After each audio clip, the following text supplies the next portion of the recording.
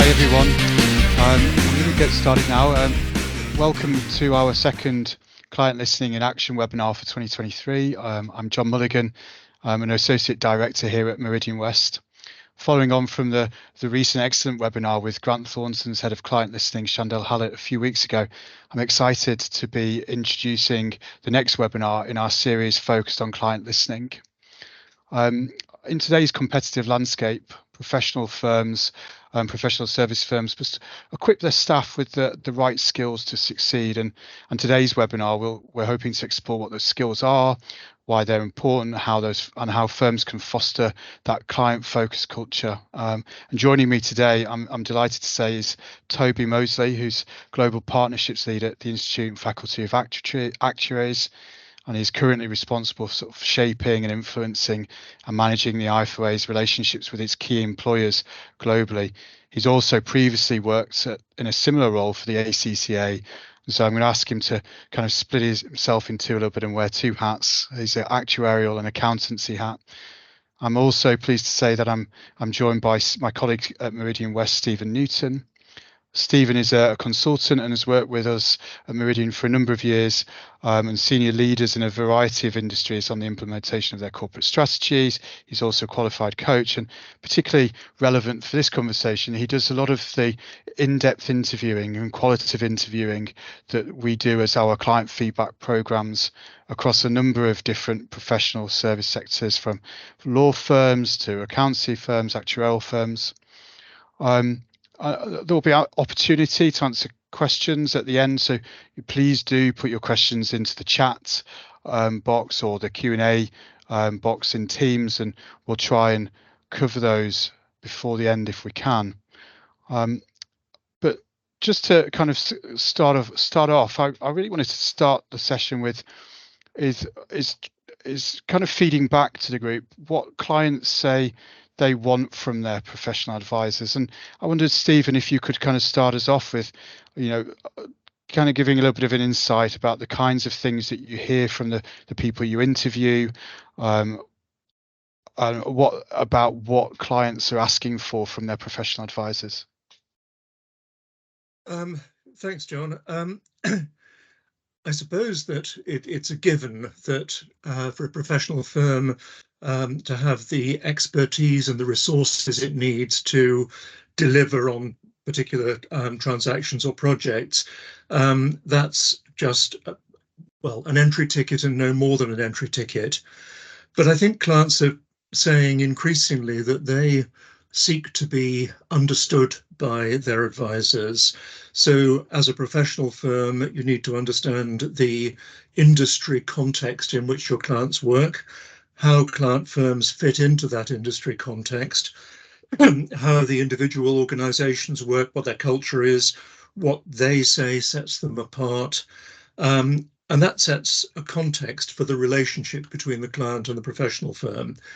In addition, clients increasingly expect clear, proactive communication, no surprises, whether that's about billing, the progress of a matter, new rules and regulations that are coming out. They expect responsiveness, they expect flexibility, and they expect that their advisors will have streamlined processes and use technology effectively so that that can actually make things happen more quickly and help to reduce costs. But I think increasingly there's a demand for creativity of solutions development and strategic thinking versus a focus on the transactional. I think those are probably the key things. There's more to it, obviously. How about you, Toby? I mean, maybe say a little bit about your role at the IFoA and background, but what about you? What do you? I know you work with employers quite a lot. So what are you hearing from that side? Yeah, hi everybody. I'm Toby, as John introduced, and so my role at the IFoA is really about building and strengthening relationships with the employers of our members, basically across the sector. So yeah, it's really interesting. I think it resonates quite a bit with what Stephen has said. So my job is looking at how we support them to build their talent. It's about making sure that we've got a clear offering for those employers. But what we're hearing really is around mindset, which is really interesting. Growth mindset is what's seen as being really important as they're building their teams that are going to be, servicing clients. They're looking beyond the technical skills. They're looking for the really strong professional skills. But this growth mindset that is going to help to not only grow the business, but be able to help identify new opportunities and new solutions for the clients that they end up servicing. So, the technical skills are there, but this is about the professionalism. It's about communication. It's about growth mindset, and it's about being able to communicate and engage effectively with their clients. What about, either between you? It'd be really interesting to know what you think is the sort of the most critical kind of requirements in terms for building trust and long-term relationships with clients. What would you say are the most critical elements? Toby, do you want to start first? Yeah, sure.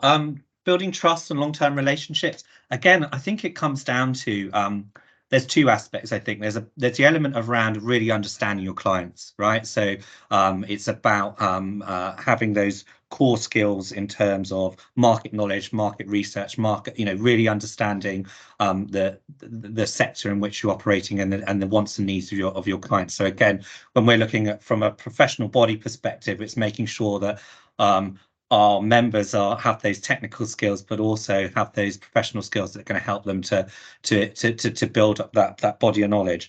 And the second, I think, trust and long-term relationships is about good communication skills. It's about being able to build relationships on an effective level. So it's about being able to engage and communicate ideas effectively. It's about being able to truly understand the needs of your clients.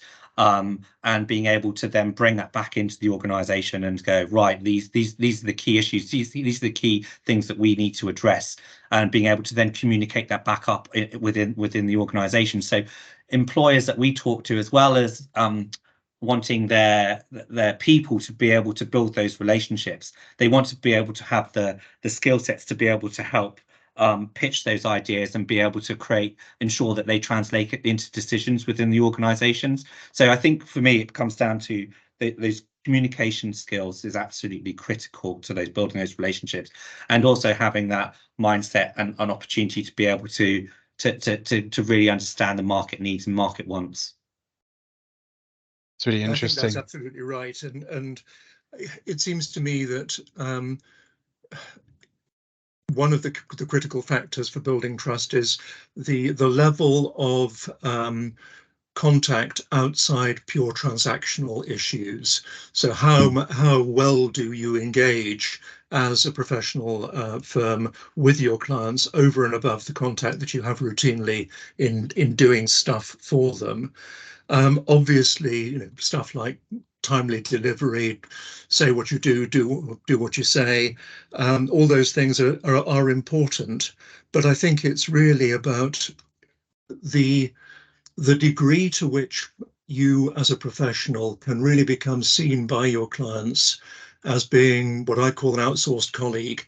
It's somebody who is a critical part of the client firm's team, but not on their payroll.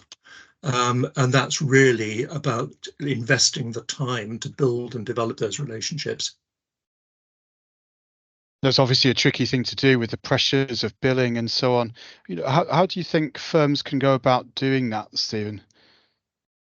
I think that it's important for senior leaders in professional firms to accept the fact that this relationship building and development is crucial to their long-term profitability and success, because those great relationships will tend to lock out competitors and will tend to make price less of an issue. It doesn't eliminate price as an issue, but it certainly makes it less crucial, less immediate.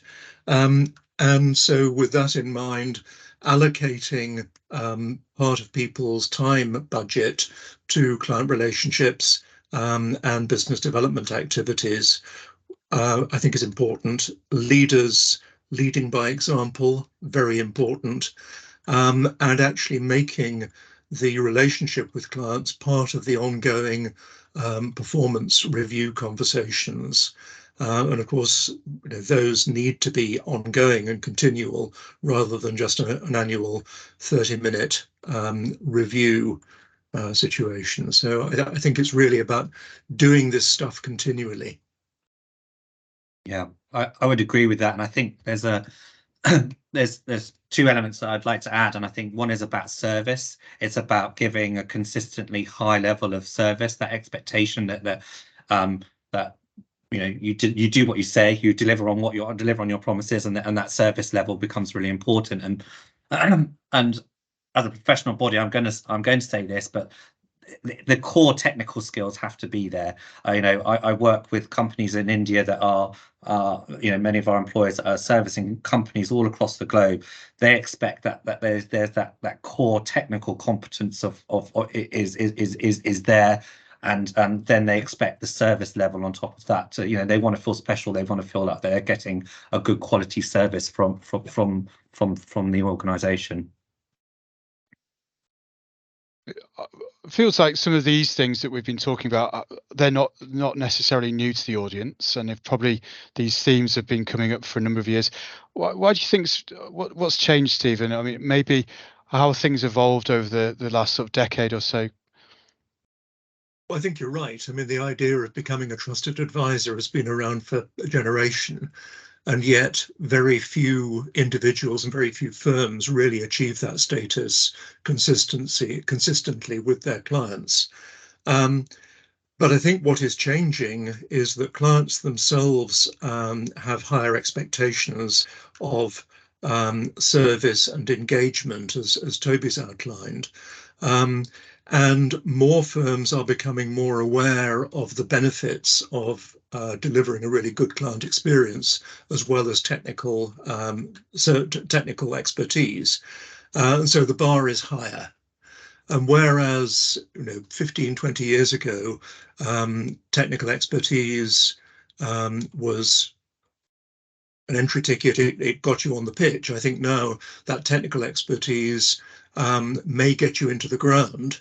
It may get you possibly onto the bench. It certainly is not a guarantee of getting on the pitch. And I think the number of people that are now, number of professional firms that are now recognizing the value to them and to their clients of this enhanced client experience, enhanced service offering is growing, and it's just raising the bar for everyone. Perhaps you can ground some of that in some practical examples, Stephen. I mean, do you have any experience of how firms that excel at delivering a leading client experience differentiate from themselves from their competitors? Any kind of examples you may share? Well, as I hinted at earlier, I mean, most of the firms that are recognized as doing well at this spend a significant amount of time engaging with individuals in their client organizations outside of work on actual matters, issues that they're dealing with. Those firms will work hard at listening to their clients. And by that, I mean not only specific client listening projects, but really taking time to do some sort of forward-looking questioning for clients. Not just how did we do on this matter, but what can we do differently, better? What would you like us to develop by way of service offerings in the future? So they're trying to engage with the clients on multiple levels, and also critically, I think, at multiple levels of seniority within their own firm and in the client firm. So they're increasing their surface area enormously. I was going to bring you in, Toby, just to kind of maybe share some of your global perspective about some of this, and also I know that we've been working together about the future of the actuarial profession, and particularly looking at kind of young people and how they may differ. I mean, how does that kind of alter the equation in some of this, would you say? Yeah, well, I think where we see organizations succeeding is where they are investing in talent, investing in people, investing in future skill sets. So they're looking, all the things that we've talked about that clients are valuing from their professional service organizations. The organizations that tend to be doing well are looking at how they nurture that talent to be able to deliver those skill sets, right? So gone are the days, perhaps, or not gone are the days, but a good university degree will get you in, but the organizations will look to for additional skill sets or additional learning that is going to add value to their organizations. And then also what we see is those organizations that are investing in supporting, nurturing that talent, creating that growth mindset, helping build those communication engagement skills, is then creating that culture that is sort of like best supporting the needs of clients and are able to engage with clients. So that's the conversations I'm having with employers when I'm talking about, well, how do we as a professional body work with you to build and grow your talent, which is ultimately going to help support the growth of your business. These are the areas that they're talking about. And I think what's been really interesting is, as a professional body as well, we need to make sure that we remain relevant, that we remain attractive to the next generation that wants to pursue a career in actuarial science. So, we've been, as you said, John, we've been listening and reaching out to young people to understand their motivations and goals, to make sure that we're supporting them, and then also we're supporting them to access those careers.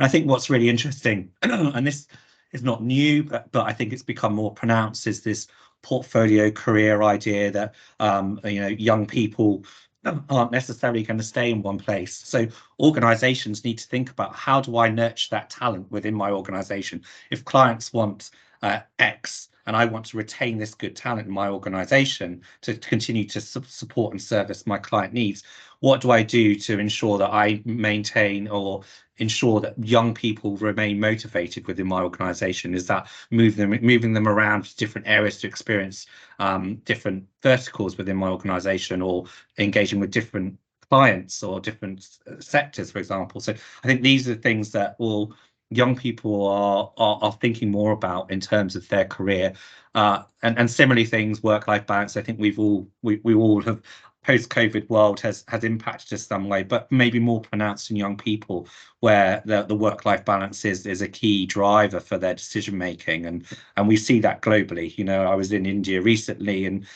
there's hybrid working, which in a city like Delhi, where you're having to commute potentially for an hour to get to your workplace, becomes a really key driver to what organization that you want to work for. And again, matters of sustainability, ESG, these are all key drivers. So again, I think these are reflected in what organizations are doing to keep and nurture their talent, their good talent, which is the talent that clients are valuing. Really interesting. And do you think, Stephen, that the pandemic has changed some of this, or has it accelerated this change, the need? It seems to me that the pandemic has certainly accelerated the changes that we've been talking about, and it's changed the way in which people engage. So an awful lot, as we know, an awful lot more conversations now take place virtually rather than face to face, and that makes it potentially more challenging to establish really good personal relationships, rather than doing stuff online. Doing stuff is relatively easy. Relationship building is harder. And I think this idea of, or the increase in hybrid working is just one factor in that. So the kind of the $1 million question, Stephen, what do firms need to do to change behaviours? How do they go about implementing the change? Well, I think that the first requirement is senior leadership sponsorship. So people in senior positions, both in the firm overall and in individual departments within the firm, really need to get it, to buy into the need to focus on client service, client experience, client relationships, and to, I wouldn't say stop prioritizing, but reduce the priority that they place on pure knowledge, which I think it's essential, but actually, as we've said previously, it's an entry ticket and no more than that. So leadership and sponsorship at the highest level is important. I think putting in place appropriate metrics is a good thing. And by that, I mean having, for example, both a cash budget and a time budget for client relationship management and BD activities, which are very often done, on the back of an envelope, at the side of your desk. One of our client firms who's done really well at this is Farrer and Co. And they were one of the early firms to adopt this approach of putting in place specific time and cash budgets for everybody, right from the most junior associates and trainees to the most senior. Clearly, the amounts varied with seniority, but they were really making it easy for people to do this stuff. And I think also having a good, rigorous client listening program, and both communicating the results of that and being seen to act upon them. So ensuring that clients are aware that their feedback is actually valued, it doesn't go into a black hole. I think that there's more to it, but those would be good starting points. Yeah, What does a good... Oh, you're going to, sorry, Toby, you were going to carry on? No, I just say I would agree with it, with what Stephen said. I think the leadership is a key driver for behaviour change, and I think the other areas that we see as a professional body when we're talking to employers, and is this sort of mentoring culture as well, where there is knowledge that is shared and influence throughout the organisation that is driving that behaviour, whatever behaviour change you're looking at, from top to bottom to top. I think it has to be permeated through every layer of the organisation. I think one other thing to add, John, is that it's important not just to have metrics in place, but to link what people do to reward. And that is not to imply that we need to create carrots and sticks, but actually giving people encouragement, and whether that is just simply, what they used to call public praise, or whether it's cash, kind of matters less, but to make sure that these activities, these behaviours are recognised and rewarded, I think is very important. Yeah, we heard some from Chandel at Grant Thornton last time about some of the pitfalls of incorrectly incentivising staff around client feedback programs, where sample can be cherry picked and too much of a focus on scores. Maybe you could expand a bit more, Stephen, on what you think a good client feedback program looks like and how it can be used to measure progress, track performance, and kind of really foster that client focused culture. I think that the key is to ensure that your client feedback program is not a series of one-off exercises. It's not an annual review. It's got, in my opinion, it has to be always on. So it's an ongoing process. It needs to use multiple different media, surveys, interviews, etc. The ongoing pulse survey is very important. And I think ideally, your feedback should encompass not only current clients, but those who have been lost to the organisation for whatever reason. And I think it's important to cover, as I said previously, all levels in the firm. Don't just cherry pick those clients with whom we're most comfortable. And I think it's also very important to ensure that the results, both qualitative and quantitative, however they may arrive, can be captured into a single platform, a single place. And those results can then be cut and sliced in any way that individual users within the professional firm want, so that you're actually able to self-serve data and cut, as I say, cut and slice in different ways. I think those are important aspects, but again, it's more complex than that. Just got a few moments left of our time. Toby, is there anything that you can add to that?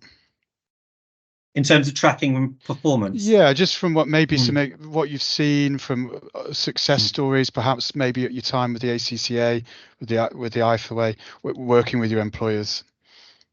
Yeah, I think I agree, broadly with what Stephen has said. I think it's I think the culture is a really key part of it. I think it's having really clear metrics that everyone is working towards. I think helps drive that collective responsibility around ensuring that you are responding to feedback in an appropriate way, and that is actually driving change within your organization. So I think they're the kind of the key things that I've heard from employers as I've been talking to them around what has been the change and what has helped measure their performance. But ultimately this comes down to client retention. It comes down to repeat business from those organizations, and that's what employers are looking. Employers we talk to are looking to ensure from their programs. Brilliant, thanks a lot, Toby. I think we've got a little bit of time for questions. We've had one or two already. I was just, if you've got any more, please do put them into the chat or into the Q&A. But while we're waiting for some more to come in, just one that's come in. Maybe Stephen, you take this, but what one thing would you do if you were running a client feedback program to embed or foster a client-focused culture? What would be that killer kind of thing that you would do? I think, to me, it's an old cliche, but the fish rots from the head down. And I think before you even begin on a client feedback program, the absolutely crucial thing is to ensure that you've got genuine senior leadership engagement, and that senior leaders lead by example. And what kind of mechanisms do you kind of bearing in mind the kind of client listening teams, and how do they kind of build that engagement with the senior leadership? Well, think of it as an internal sales program. People, particularly in senior positions, will act upon things and say yes if they see the benefit. And so being able to show concrete value, whether in cash terms or in terms of relationship maintenance, client retention, additional work, testimonials, whatever, but having some sort of metrics like those to show that there is genuine benefit to the firm and therefore to the senior individuals in doing this stuff. I think that's a really good starter. Yeah, certainly from my own experience, one of the things that we found that's been very powerful is making sure that any questionnaire or survey includes forward-looking questions as well as backwards ones. So not just focusing on how did we do, but also asking questions about what do you need. So it's kind of also putting that thinking through.